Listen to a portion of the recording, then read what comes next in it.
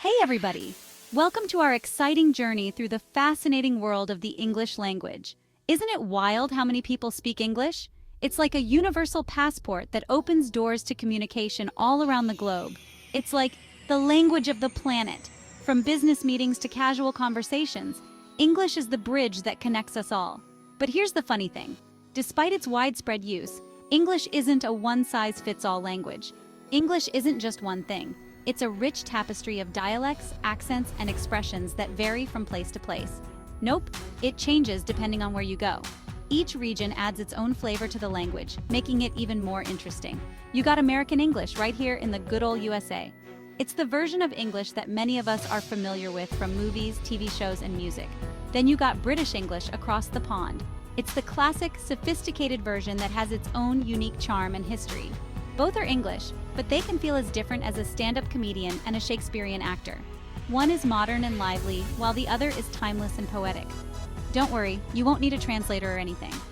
The differences are mostly in the details, and you'll still understand the gist of what's being said. But understanding the differences is fun. It adds an extra layer of richness to your language skills and makes you appreciate the diversity of English. It's like discovering secret words in a game. Each new word or phrase you learn is like finding a hidden treasure. So, buckle up, language lovers. We're diving into the wonderful world of American versus British English. Get ready to explore the quirks, the fun, and the fascinating differences that make English such an amazing language. First up, let's talk spelling. It's one of the most noticeable differences between American and British English.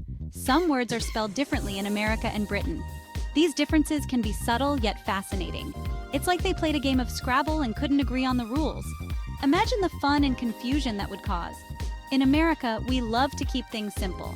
Our spellings reflect our straightforward approach. We write color, flavor, and neighbor. No extra letters, just the essentials. But in Britain, they like a little extra flair. Their spellings add a touch of elegance. They go for color, flavor, and neighbor. The extra U adds a certain charm, don't you think? See that sneaky U they threw in there? Fancy, huh? It's like a little nod to their rich linguistic history. And it's not just those words. There are plenty more where that came from. Think center versus center, traveler versus traveler. The list goes on. Each variation tells a story of its own. It's like they're having a spelling bee, and we're all invited.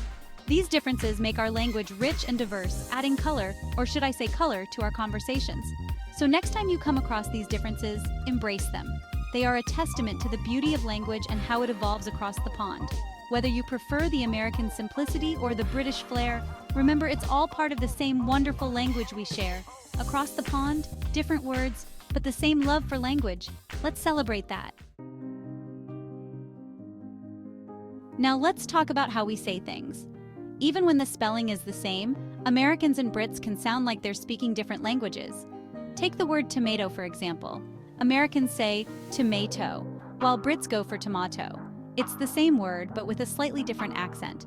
And don't even get me started on the word schedule. Americans say schedule, while Brits say schedule. It's enough to make you want to schedule a nap. Hold on to your hats, folks, because the differences don't stop there. The quirks between American and British English are endless, and often quite amusing. Sometimes Americans and Brits use completely different words to mean the same thing. It's like they have their own secret codes. Imagine you're in London and you need to take the elevator. But wait, don't call it an elevator. Don't ask for the elevator, ask for the lift. Yes, the lift will take you to your desired floor. And if you need a Band-Aid, you better ask for a plaster. Otherwise, you might end up with a confused look from the shopkeeper. It can get pretty hilarious. The differences don't just stop at lifts and plasters. Just imagine walking into a shop in London and asking for a fanny pack. Oh, the looks you would get. Let's just say you might get some strange looks. In the UK, a fanny pack is known as a bum bag. For the record, it's called a bum bag over there. And that's just the tip of the iceberg.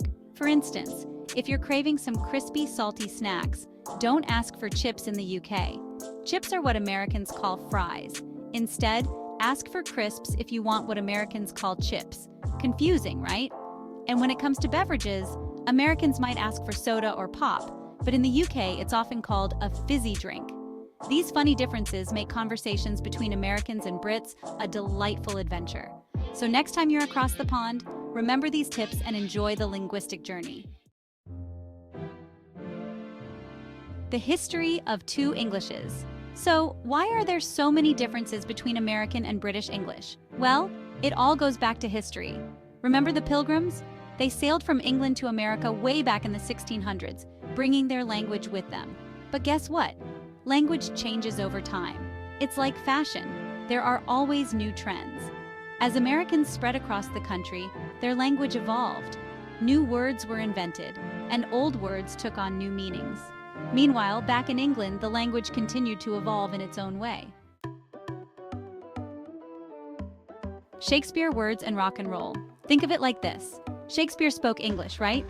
But could you imagine trying to order a pizza using only Shakespearean phrases? It wouldn't be easy. Language is alive. It grows and changes with us. American English was influenced by things like immigration, technology, and even rock and roll.